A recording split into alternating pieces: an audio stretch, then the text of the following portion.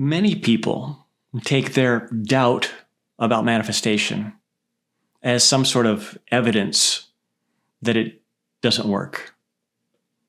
And that's not quite right.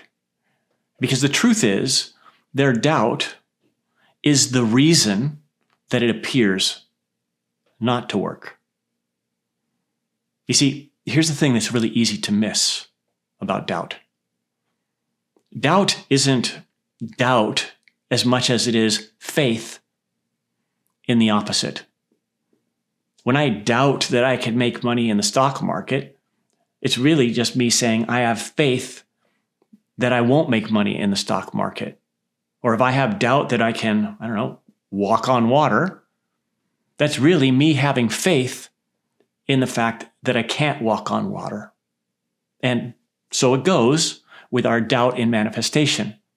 My doubt in manifestation is really just my faith in the fact that manifestation doesn't work. And we need to really think about that. Because my faith in manifestation not working, that is a thought.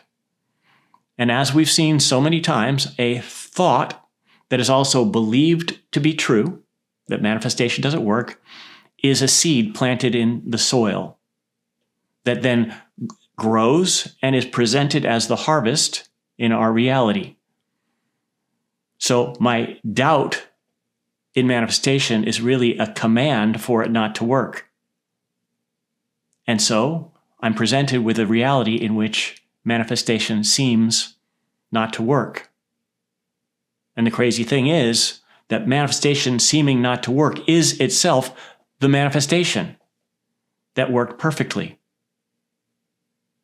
So ironically, my struggle, my feeling blocked, my not being able to get what I want is not an indication that manifestation doesn't work. It's a manifestation that it is working perfectly.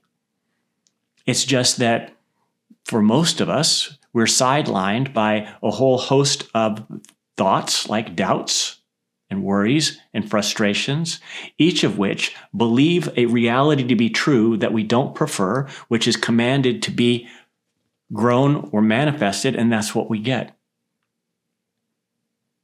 And it sounds like bad news. And it may even sound a little bit, blamey. But hear me, it's really good news. And that's because this notion that I myself am creating or ordering the creation of what I don't want is the most empowering news I could get. Because let's face it, if it was just happening to me randomly from the outside and I was a victim of circumstances, I have no choice but just to simply continue to struggle and hope and pray that something is going to change. However, if it's true that I myself am creating this reality I do not prefer through doubts and through worries, through undisciplined thinking, then that insight alone sets me up to be able to change the whole process.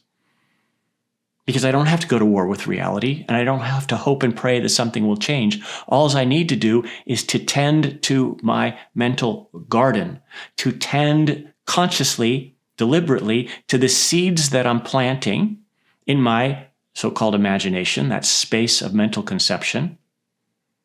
And when I change the seeds that are planted, the harvest also changes. It has no choice but to do so.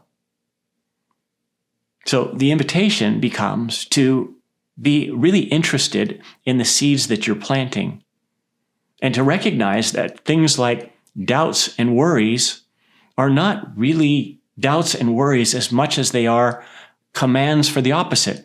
Because the doubt in me becoming financially secure is really faith in me not becoming financially secure. The worry about me not having enough money to retire is actually me having a belief that I won't have enough money to retire. A command that is grown and then presented in your harvest.